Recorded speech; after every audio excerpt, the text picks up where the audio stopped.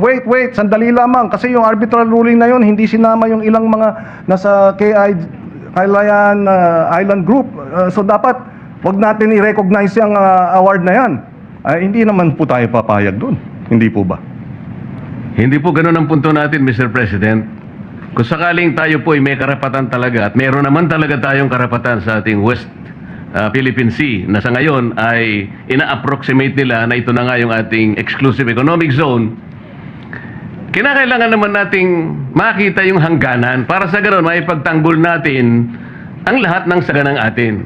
Nagbabudget tayo, binibigyan natin ang ating Department of National Defense. Ang daming mga features na wala sa ating West Philippine Sea, na wala doon sa ating exclusive economic zone. Wala namang, nandun outliers po siyang ganoon. Pagkatapos, sinasabi ng 1596, atin yun, pero sabi ng arbitral tribunal, sabi ng award, sinabi na nga natin, paragraphs 573 to paragraphs 576, neither the Philippines nor China has the right to enclose that part of the Sprat list. Ibig sabihin, ninalipay niya po yun eh. So wala din yun eh. Kinakailangan nating itama lahat, sangayon din sa UNCLOS, na doon naman ay signatory tayo. Ito po yung kanina ko pa gustong ipaliwanag. Walang masama na yung ating saganang atin, pag-aari natin, madetermina natin. Halimbawa, binigyan tayo ng isang pag-aari, isang sukat ng lupa. Sinabi ng ating kaibigan, mula sa bundok na ito hanggang doon sa bundok na yun, sa iyo yan. Alam po ninyo, pag hindi natin natituluhan yan, nakuha yung kabuuan kung hanggang saan ang ating pag-aari, mahihirapan lang tayo eh. Kaya po nagkakaroon tayo ng pag-aaway, ngayon lamang po kahit nakikita na natin ang talagang pangangailangan na pag-aralan nating mabuti muna ito. Kesa sasabihin natin, gagawa ng halimbawa po kahit nakikita na natin ang talagang pangangailangan na pag-aralan nating mabuti muna ito. Kesa sasabihin natin, gagawa ng halimbawa ng caricature ang isang Commodore natin na ilalagay niya sa nakakatuwa at pangit na itsura ang leader ng isang bansa. Imbes na yun ang gawin niya, siguro kinakailangan muna nating i-determine with precise precision at with coordinates para sa ganon, alam na natin, maiguguhit na natin, hindi lamang sa tayo lang ang nakakaalam ng ating West Philippine Sea, pati po doon sa S23. Ito po yung International Hydrographics Organization, matatala na yung ating West Philippine Sea. Magkakaroon na po ng coordinates, kagaya po ng pinakita natin kanina, ng South China Sea is designated by 6.1. Yun po sana yung dapat natin munang gawin. Mr. President, just before... With the permission of the two gentlemen, Senator Before I Rita yield the Ontiveros. floor, Mr. President, to just Yes, very quickly. yes, Mr. President, yung binanggit ni Commodore Tariela, dinepensahan na ng ating Department of National Defense at ng Armed Forces of the Philippines. Tapos ngayon, narito tayo, may Senate resolution, sumasang-ayon at sinasang-ayunan ang posisyon ng Department of National Defense at ang Armed Forces of the Philippines sa mga bitiw na salita ni Commodore Tariela. Hindi ba dapat susugan natin at suportahan natin at we rally behind our armed forces, our Department of National Defense, rather than kowtow, not kowtow, but rather than give China the benefit of the doubt as regards their motivations in attacking one of our men in uniform? We have to defend and support the Department of National Defense and the Armed Forces of the Philippines. It's as simple as that, Mr. President. Yes, with the permission of the two gentlemen. Senator Rita Ontiveros is recognized to interject. Salamat, Mr. President. Sinusuportahan ko yung kahuling sinabi ni Senator Pangilinan. Dagdag pa po, ilang beses ko na rin po narinig mula sa Ginoo, mula sa Pampanga and Tarlac, yung di umano'y coordinates ng China sa South China Sea o ng 9-dash line. At ipinakita po kanina yung mapa ng International Hydrographic Organization. Sa research po, ang International Hydrographic Organization o IHO is a technical, not a political organization. And its map delineations do not constitute legal recognition of sovereignty such as China's 9-dash line. So ang ipinakita pong mapa kanina ng good gentleman, mapa ng IHO na may mga notation na 6.1, 6 point, kung ano-ano pa, hindi po yan coordinates. Mga numero lamang sa mapa. Further po sa research, the 9-dash line representing China's expansive disputed territorial claims in the South China Sea has no official, fixed, or internationally recognized geographic coordinates. Kaya yung sinasabi pong may coordinates na ang China sa South China Sea, pati sa ating West Philippine Sea, na may coordinates sila sa 9-dash line, wala po. That U-shaped dotted line, which covers roughly 90% of the sea, is vaguely defined and can shift across maps. So ngayon pa lang po, i-disabuse na po natin ang ating kaisipan na may coordinates ang China dyan sa napakalawak na claims niya, pati sa ating karagatan. Salamat, Mr. I'm not very sure about this, but the discussion on the floor may have some national security implication. So the same concern was expressed by no less than the Senate President. So, yes, Mr. Senate President. Yes, you're right. We are discussing a resolution which expresses the sense of the Senate, supposed to be. The debate that I have been listening to is fine if we're debating on a piece of legislation addressing this, no, but it's not. So I'm worried that we are already trampling over issues of national security, and that is my question, Mr. President. What do you think? Yes, 1 minute suspension. Senator Robin Padilla is recognized to sponsor, to continue sponsoring the measure. What is the parliamentary status, Majority Leader?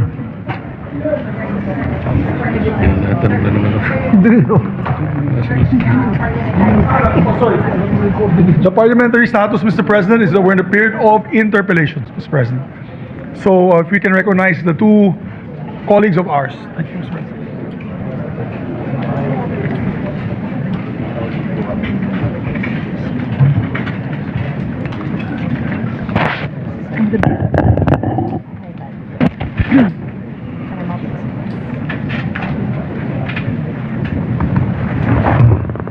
Yes, Senator Pia Cayetano is recognized. Period of interpellation. Thank you, Mr. President. May we ask the sponsor if he is willing to answer some clarificatory questions?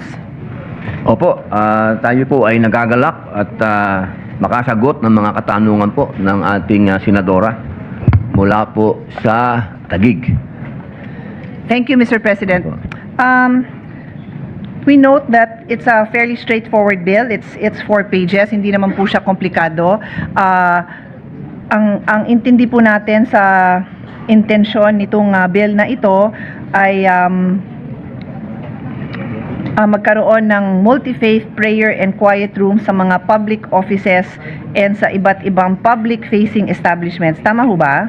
Opo, ito po ay ating isinusulong na magkaroon po ng lugar yung ating mga kababayan kung sila po ay magkaroon ng tahimik na lugar at lugar upang makapagdasal po at kanilang maisagawa ang kanila pong pananampalataya, anuman po ang relihiyon. Okay. So, kadalasan pag ako ay nag-interpolate, nagpo-focus din ako sa definition of terms because when the bill is implemented, dun ho nagkakatalo sa mga definition of terms para malaman kung sino yung sakop, kung ano yung mga dapat gawin. So I will do that now, Mr. President. Umpisa tayo na ang isang definition of terms, tatlo lang naman ang dinidefine dito, is yung public offices. So basic naman ito, national government agencies, GOCCs, government financial institutions, state universities and colleges, and local government units. Doon ako magtatanong sa local government units. Pag sinabi bang local government units, ano ho ba ang sakop ng local government units? Siyempre po, kasama po dyan ang opisina ng gobernador, opisina po ng mayor, hanggang sa barangay po. Inaasahan po natin na lahat po sila ay makabilang dito po sa ating panukala. Okay, so nabanggit nyo from governor's office to barangay office, ang intention ninyo, ang nais ninyo ay lahat sila susunod dito sa bill na ito kung saan ay magpapatayo sila ng multi-faith prayer and quiet room, no? Tama ho ba? Yung pong option na magtatayo, maganda po yun. Kung hindi naman po kailangan magtayo, pwede naman po silang magbigay ng isang lugar kung saan po yung existing po nila na building, pwede po sila doon maglagay ng isang kwarto, isang lugar. Opo. Yes, kasi ang sabi nyo sa Section 4, all covered public offices shall establish at least one MFQR or designate existing areas within the respective premises as MFQR. So, I suppose what you meant by pwedeng paggamit is yun yung designate. Yung nandun na, hindi magpapatayo ng bagong facility. Tama ho? Opo, kung meron na po sana, kung magbibigay po sila, katulad po dito sa atin, noong bago po akong dumating dito, bagamat national po tayo, pero tayo po yung nagpapasalamat dahil sa dumating po ako dito, meron na pong existing na prayer room. At yun po yung isang halimbawa na hindi na po nagpagawa. Kung Saan hindi ho yun? Saan ho yun sa Senate? Diyan po sa baba, Saan ba ba? sa basement po. Pero napansin ko, nagpe-pray din kayo dun sa smoking room natin. Opo, minsan po kasi hindi na po ako umaabot sa prayer time. So, dyan na kayo. Kung saan kayo Opo, abutin? ang katunayan po, sa isang Muslim po, ang buong mundo, kahit saang lugar, wag lang po sa toilet, yan po ay, ang tingin namin po dyan talaga, ay pwede po magdasal kahit saan. Wag lang po sa loob ng toilet. Opo. Pero Correct. napakaganda po na meron pong lugar na dasalan, sapagkat, siyempre po, yung katahimikan, ay inaasam din po namin yon na merong katahimikan talaga. Pero kung hindi po maiwasan, kahit saan po, katunayan po, kahit sa gitna, wag lang naman po sa kalsada talaga. Tumatabi po ako, nagpa-parking po ako sa gilid, dadasal din po ako. Kaya lang siyempre, hindi po natin maiwasan na may mga pagkakataon na hindi tahimik yung lugar. Kaya po sana, ang hinihiling namin, magkaroon po ng isang lugar talaga na tahimik. I can only speak from experience as raised as a Catholic and then a practicing Christian. Kahit saan naman din po nagdadasal. Di ko masasagot yung ibang relihiyon, pero dun sa naging karanasan ko, kahit saan naman po. So yung Apo. mahiling magdasal ng rosaryo, makikita mo sa kotse, sa gilid-gilid, sa kwarto, kung kahit saan nagdadasal. Ganun din ako as a Christian. So balik ako dito sa question ko on local government, kasi familiar po tayo na marami na ho tayong nabisita na barangay offices, in fact even na mga municipal halls na napakasikip, napakaliit. Yung isang maliit na lugar, yun na ho yung opisina ni barangay captain, ni kapitan. Yun na rin yung meeting hall nila ng lahat ng kagawad. Yun na rin yung receiving ng lahat ng hundreds of requests ng mga constituents nila. At lahat na ng ganap, kung meron man silang mga iba pang kailangan ibigay na serbisyo, nandun lahat yon sa isang kwarto. So, medyo na problema lang ako na ma-imagine ko na paano pa sila magdi-designate doon ng ganung lugar. Kasi talagang reality is napakasikip. And then, nataon lang naman na si Senator Alan kanina, nung siya ay nagbigay ng kanyang manifestation about the EDCOM report, kinuwento nga niya kung gaano kahirap sa napakaraming LGU magpatayo ng maayos na eskwelahan dahil napakaliit na nung mga lugar. So, katulad ko again, to just by analogy, ako ay isang advocate ng health and ng sports. Pero maraming eskwelahan na wala nang space para gawin yon kasi nga napakasikip. So, this is a reality that we are faced with. I would like to know from the sponsor how he intends this bill to be implemented under these circumstances, whether it's a barangay, it's an LGU that is a barangay office, or it is a municipal office, munisipyo. Opo, napakaganda pong katanungan yan. Doon po sa ating panukala, ito po ay hindi nagsasaad na parang obligasyon po nila, no? Obligatory po nilang gagawin, ano? Ang atin pong nakalagay dyan ay kung papayagan nila at naaayon po sa kanila, ay pwede po sila, ano? Malaya po silang maglagay. Kung hindi naman po talaga at walang lugar, ay hindi naman po dapat problemahin yon. Saan po nakasulat yun na hindi sila obligado at malaya silang maglagay kung gusto nila? Saan po yun sa batas, sa bill? Nandiyan po. Saan po? Pakituro po.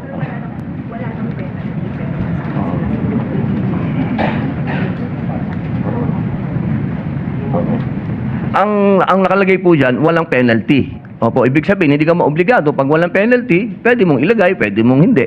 Kasi wala naman po siyang penalty clause. Yun naman po yung ating tinitindigan. Kasi doon po kasi yun, sa usapin ng kung may penalty, maobligado kang ilagay. Kung wala naman penalty, di wag mong ilagay.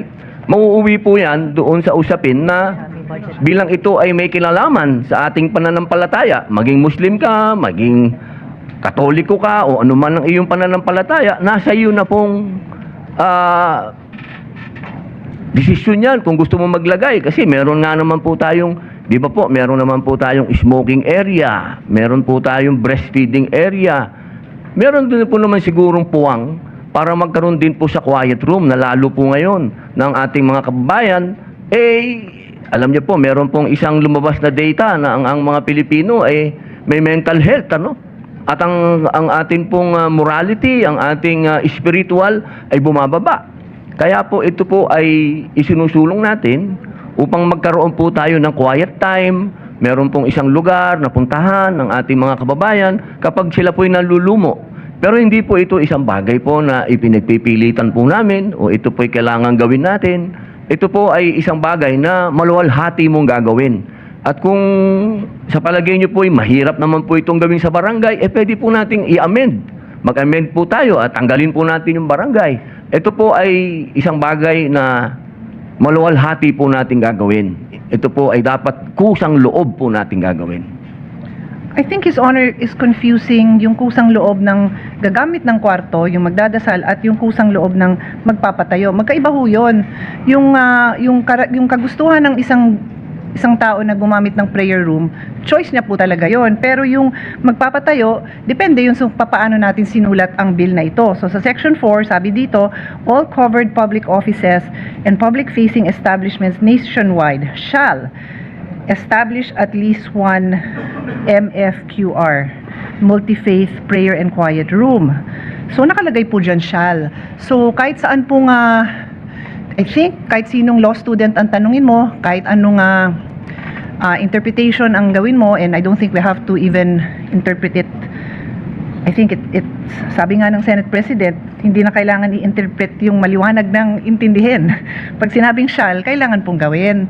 So maybe His Honor would want to reconsider the wording if his intention. Ako naman po nagtatanong lang para yung objective ng ating sponsor, matulungan din natin masulat, no, para walang confusion. Kung ang intention is for the public offices to have the option to put this up, then we humbly suggest that His Honor may want to reconsider the use of the word shall, because in all my review of any law, shall is mandatory, Mr. President.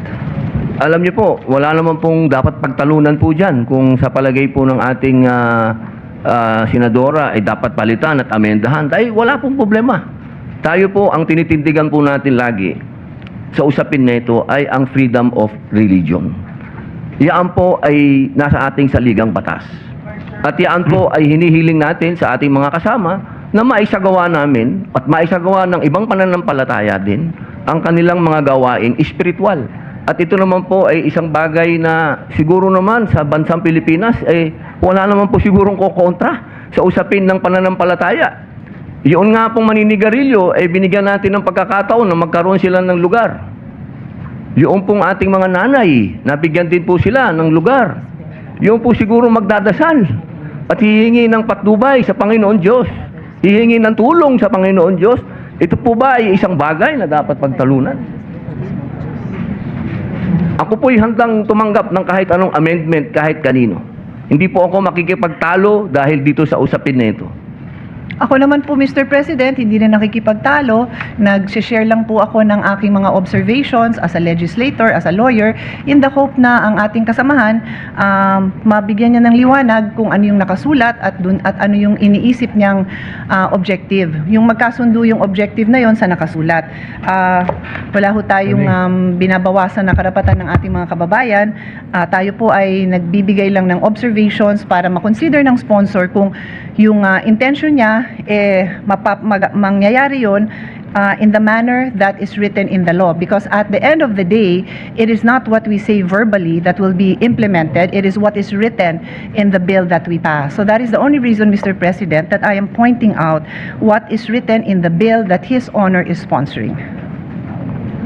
Alam niyo po, Ginoong Pangulo, lahat po ng aming kakayahan sa aming komite para ito po ay lumusot at maging committee, maisulong sa committee report. Ang una pong pinanggalingan po nito ay galing po sa talino at mungkahi at panukala po ni Senator Mark Villar. Siya po ang nag-sponsor nito, nagbigay po sa akin, siya po ang nag-author nito. At ito po ay nasa 19th Congress pa hanggang dinala ko na po dito sa 20th Congress. Ito Mr. po President, ay... Okay naman po yung history, pero sa akin lang naman po, pinaparating ko po sa inyo na pag-isipan nyo lang po yung word na shall. Opo, Yan lang po. Hindi na ho natin kailangan i-argue because I agree with you 100% that people should have the right to pray. If we can support the right to prayer by giving them a quiet room, I support it, Mr. Opo. President. Opo. I am simply asking that His Honor take a look at the way it is worded to make sure that the objective that he hopes to achieve will be achieved properly, because there's a big difference between thinking that it is mandatory and then thinking that is voluntary and then having a bill that does not reflect one or the other. Yun lang po. I'm Opo. happy to move on, Mr. President. Tama po. Pinapaliwanag ko lang po kung paano po yung progress ng bill na ito. Opo. Na lahat po ng klase na ang suggestion ng ibang tao ay tinatanggap po natin. Sapagkat naniniwala po tayo na kapag tayo pinagtulong-tulungan natin, ang makikinabang po dito ay ang ating mga kababayan. Pinapaliwanag ko lang po, binibigyan ko lang po kayo ng backstory kung paano po ito na-develop. Yun lamang po, wala naman po tayong gustong sabihin, kundi tatanggapin ko po lahat ng gusto po ninyong amendment. Actually, on this note, Mr. President, binabalik ko po sa inyo as sponsor kung ano ho yung intention nyo. Wala ako hong, at this point, wala ho akong personal na amendment na iminumungkahi. Pinapaliwanag ko lang, yung choice of words seems to be different from the intention of His Honor. Kaya hindi ho sa akin manggagaling yung amendment unless His Honor would seek my assistance. I'm just simply pointing out na yung sinabi nyong hindi mandatory, it is not reflected in the bill that uses the word shall. I'm ready to move on, Mr. President. I just wanted to point that out. Opo, sa palagay po ba ninyo, ano po ang dapat po nating mailagay dyan para po sa kabutihan ng lahat? Palitan po natin yung shall. Sa inyo pong palagay. Depende po Bilang po. kayo po ay matagal na po dito sa Senado, ano po ang pinakamaganda pong ilagay natin dyan sa shall? If you don't mind, I have a proposal. Of course, Mr. President. Instead of the word shall on line 19, page 2, replace it with will. And then after premises, include the phrase wherever possible. Or as far as practical. Or, Mr. President, just to Di ba? even make it simpler, just put the word may. All right. Instead Okay, of shall, Mr. Will, may.